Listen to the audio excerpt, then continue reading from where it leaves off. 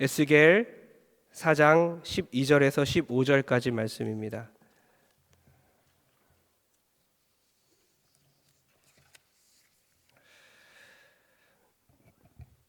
제가 먼저 읽겠습니다. 우리 구약성경 1155페이지 에스겔서입니다. 다 찾으셨죠?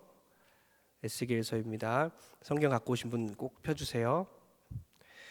너는 그것을 보리떡처럼 만들어 먹되 그들의 목전에서 인분 불을 피워 구울지니라. 그래서 이르시되 내가 여러 나라들로 쫓아내어 흩어버릴 이스라엘 자손이 거기서 이같이 부정한 떡을 먹으리라 하시기로. 내가 말하되 아하 주 여호와여, 나는 영혼을 더럽힌 일이 없었나이다. 어려서부터 지금까지 스스로 죽은 것이나 짐승에게 찢긴 것을 먹지 아니하였고 가증한 고기를 입에 넣지 아니하였나이다. 여호와께서 내게 이르시되 보라, 쇠똥으로 인분을 대신하기를 허락하노니 너는 그것으로 떡을 구울지니라. 아멘. 할렐루야. 오늘 제목을 한번 읽어볼까요? 제목이 너무 특이하죠?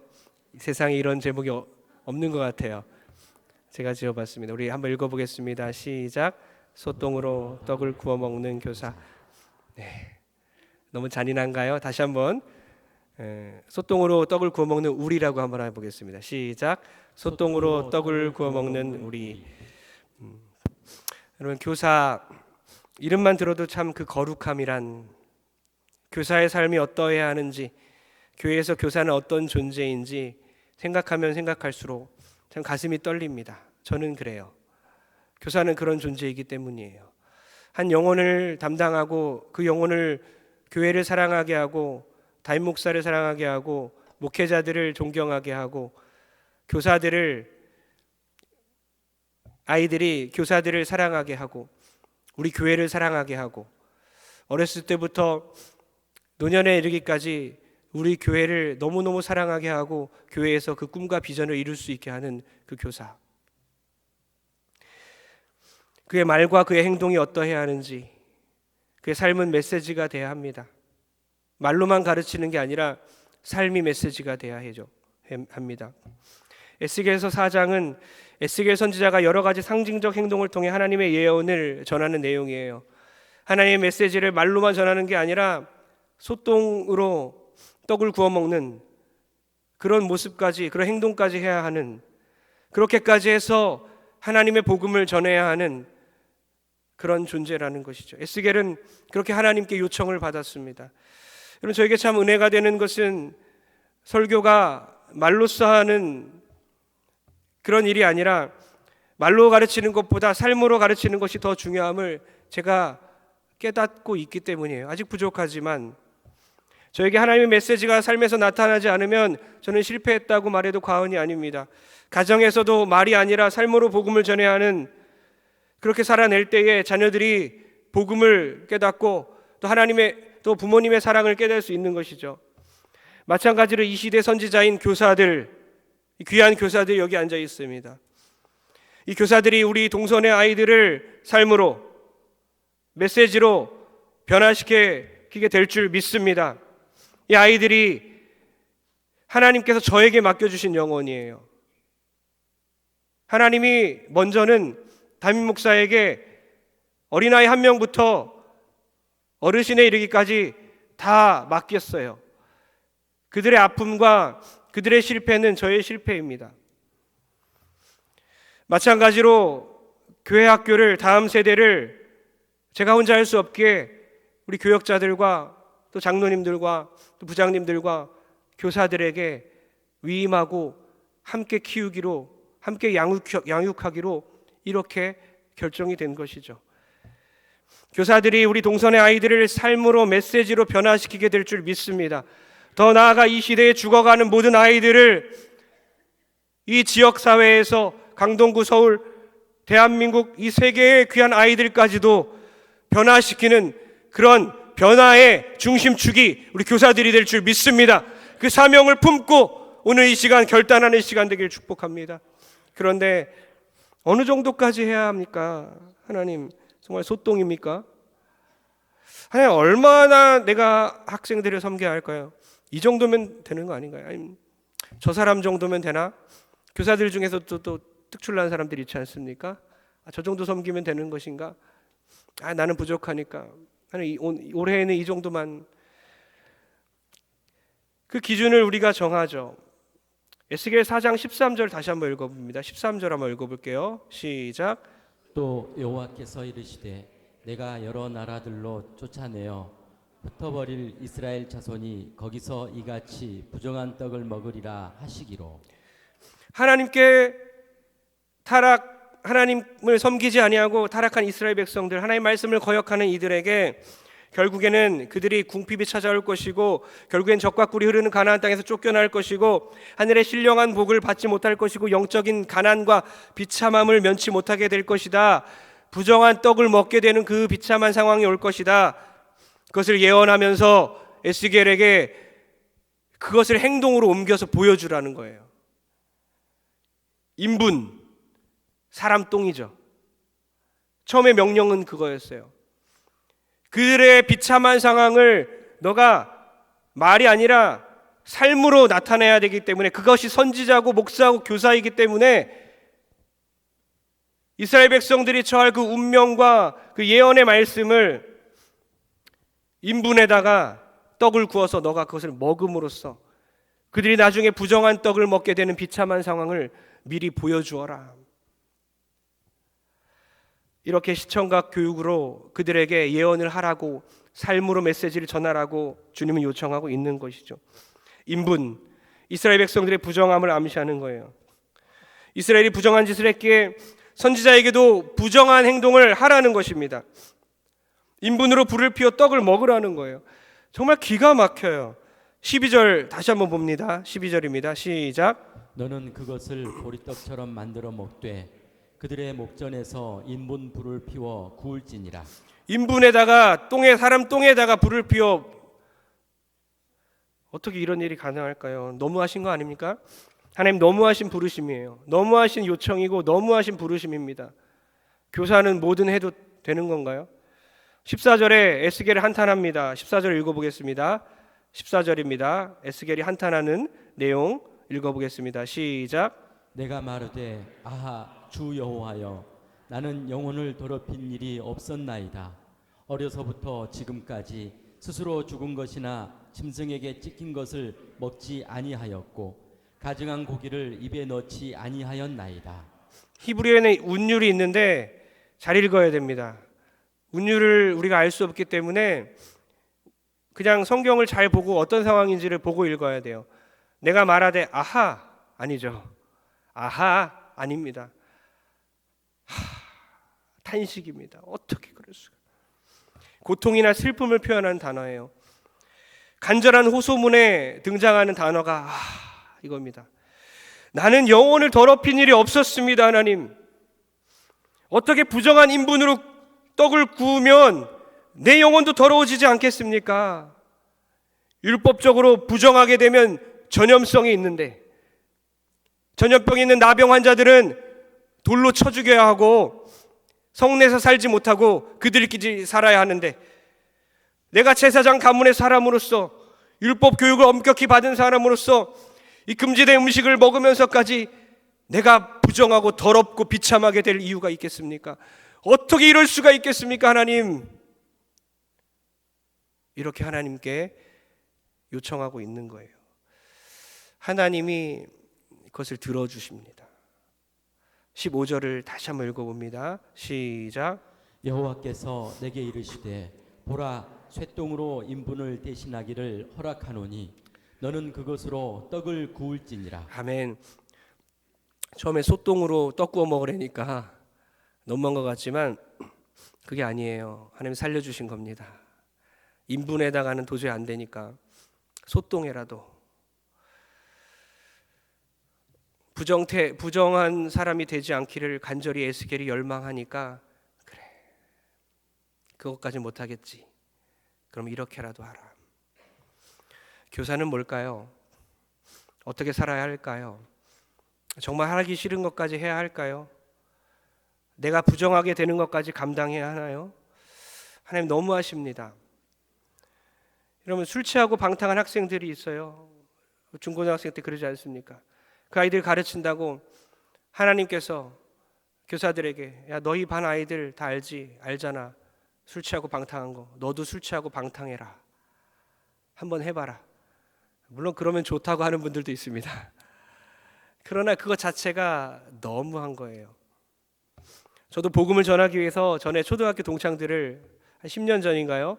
초등학교 동창들이니까 더 오래된 친구들, 30년 전 친구들 아닙니까? 그 친구들을 복음화 시키려고 복음 전하려고 그 친구들 한창 따라다닌 적이 있어요.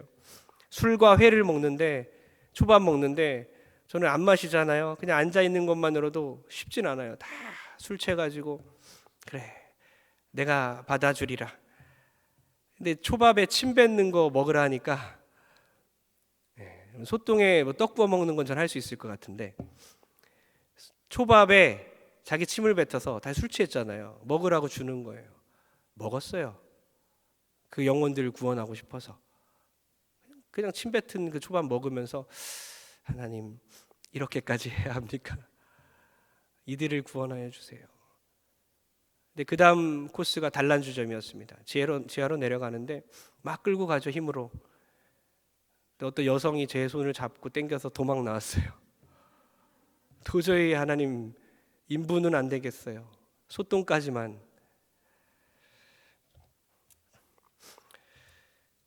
얼마나 망가질 수 있을까? 얼마나 섬길 수 있을까? 얼마나 사랑할 수 있을까? 정말 사랑하는 건가? 정말 그 영혼을 위해 내가 어느 정도까지 섬길 수 있을까? 주님. 아이를 키우다 보면 어때요? 여러분 비위 약하신 분들은 아마 못했겠지만 저는 뭐 제가 돈벌레는 무서워해도 다른 건 비위가 강해요. 그래서 애기 코를 많이 빨아먹었어요. 예, 왜요? 애가 코가 꽉 막혀가지고 숨도 못 쉬니까 갓난 애기들이 막 감기 걸리면 그러잖아요. 코를 뚫어줘야 되기 때문에 막 코 그냥 빨아서 뱉고 좀 짭짤하지만 뭐 아이를 사랑하니까 내 아이니까 뭐 남의 아이도 할 수는 있겠지만 갓난 애기면 여러분 영혼을 위해서는 얼만큼 할 수 있겠습니까? 자기 갓난 애기 사랑하는 자녀들을 위해서는 뭐든지 할 수 있으면서 그 영혼들을 위해서는 왜 못할까요? 하나님은 우리가 이 땅에서 선지자의 삶을 살기 원합니다. 선지자의 삶은 어떤 삶입니까? 선지자를 히브리어로 나비라고 합니다. 끌어넘친다는 뜻입니다. 끌어넘친다라는 뜻이 선지자예요. 하나님께서 받은 메시지 때문에 그 열정 때문에 감정이 막 끌어넘치는 거예요. 선지자들인 우리들은요, 교사들은요, 하나님께 받은 그 메시지 때문에 늘 감정이 막 끌어넘쳐야 되는 거예요. 왜요? 이 타락한 세상 때문에. 이 세상을 바라보면서 이 세상에 흘러 떠내려가는 우리 아이들의 영혼을 바라보면서 하나님의 마음이 느껴져서 가슴이 막 들끓어야 되는 것입니다. 그냥 인간적인 사랑이 아닌 거예요. 유치부와 초등부와 청소년부를 바라보면서 어서 돌아와라 하시는 그 아버지의 마음 때문에 감정이 들끓어야 되는 것입니다. 못 참겠는 거예요. 주체할 수 없는 감정으로 아이들의 영혼을 바라보세요. 그때부터 하나님의 마음이 우리 교사들에게 그때부터 온전히 임할 줄 믿습니다. 완전 다른 교사의 삶이 내가 이렇게 아이들을 사랑할 수 있을까? 하나님이 그렇게까지 나를 사랑하심이 느껴지고 인생이 변화되는 것이죠. 교사는 선지자적인 삶을 살아야 합니다. 삶이 메시지가 돼야 합니다. 요나처럼 하면 안 돼요. 자기 사상으로 사랑하죠. 자기의 생각으로 부서를 섬기죠. 자기의 사상으로 자기 반을 맡고 있어요. 요나가 딱 그랬죠. 니느웨 백성들에 대한 민족적인 미움, 원수의 나라인 그 니느웨 백성들을 어떻게 복음이 그들에게 전해질 수 있을까? 그들은 변화되면 안 되는, 함께 천국에 가면 안 되는 존재들이야. 하나님의 성품까지도 우롱하죠. 하나님 너무 인자하시고 국률이 풍성하셔서 그들을 변화시키기 원하십니까? 정말 대단하신 분인데요. 정말 사랑이 너무 많으시네요. 그렇게 비꼬죠. 여러분, 하나님의 성품이 교사들에게 녹아 있어야 될 줄 믿습니다. 우리 인생 가운데 녹아 있어야 될 줄 믿습니다. 하나님의 성품을 비꼬고 하나님의 성품을 무시하는 것이 아니라 그렇게까지 아이들을 사랑하는, 학생들을 사랑하는, 다음 세대와 청년들을 품고 있는 그 아버지의 사랑에 대해서 그렇게 국률이 많으신 그 하나님을 찬양하는 우리 모두가 되길 축복합니다. 나는 양을 위하여 목숨을 버리노라. 주님은 세상에서 가장 못난 양인 저를 위해서 십자가에 못 박혀 돌아가셨습니다. 그분은 말씀하신 대로 살았습니다. 그분의 삶은 메시지가 되었습니다. 그분은 인간까지 되었습니다. 소똥에다 떡을 먹는 거, 인분에다 떡을 먹는 거, 그 정도가 아니라 정말 더러운 인간까지 되셨어요.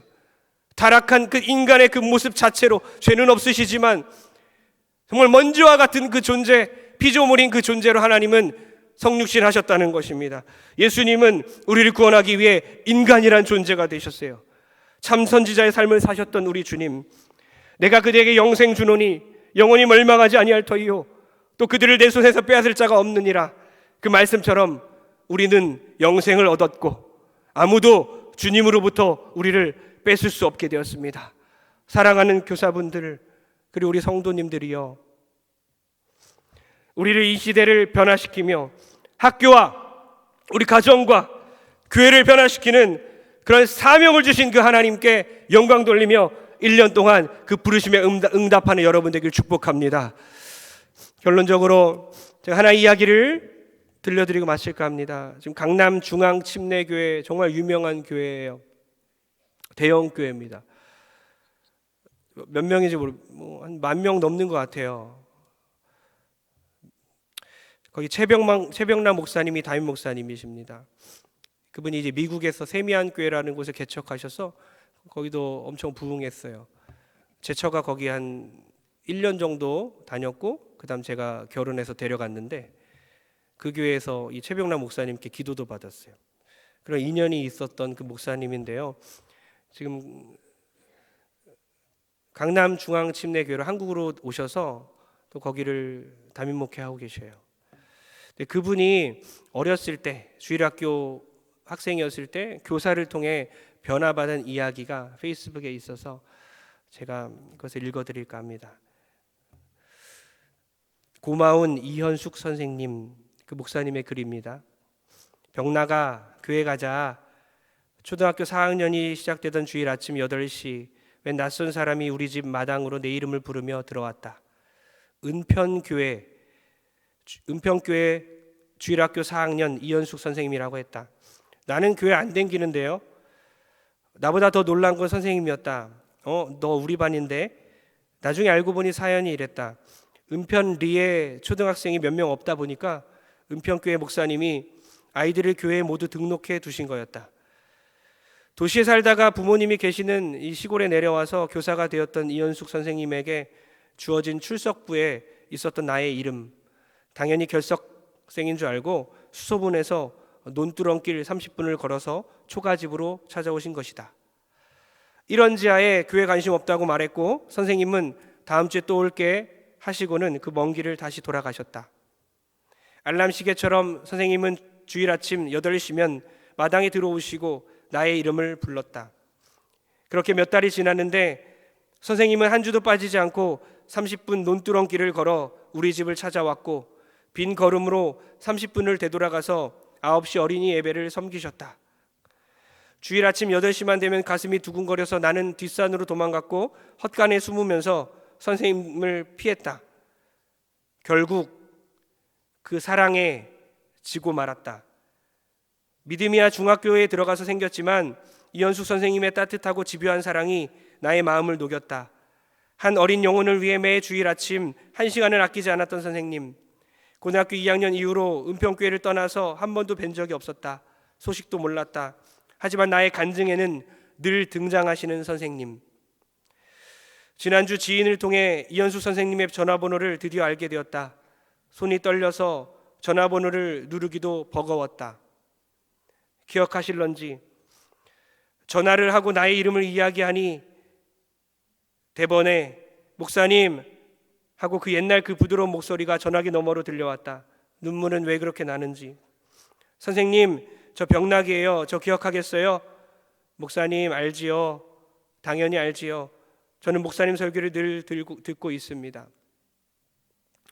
그렇게 시작된 선생님과의 대화는 나를 다시 초등학교 4학년으로 데리고 갔다.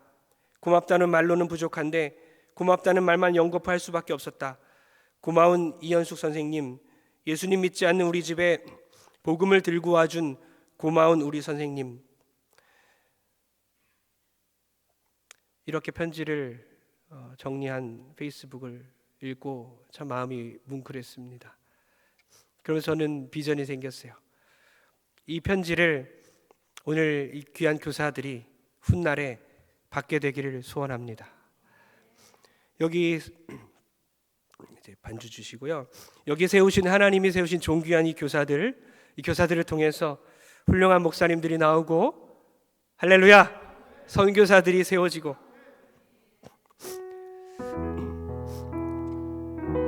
세상에 사랑이 없어서 죽어가는 많은 영혼들을 살리는 그런 아이들을, 학생들을 배출하기를 소원합니다.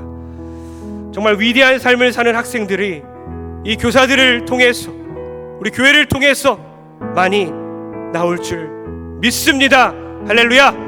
그것을 놓고 정말 1년을 함께 기도하며 함께 부서를 위해 기도하고 교사들을 위해서 격려하고 맛있는 것도 사주고 그렇게 함께 동역하는 우리 모든 성도 되길 주님의 이름으로 축원합니다.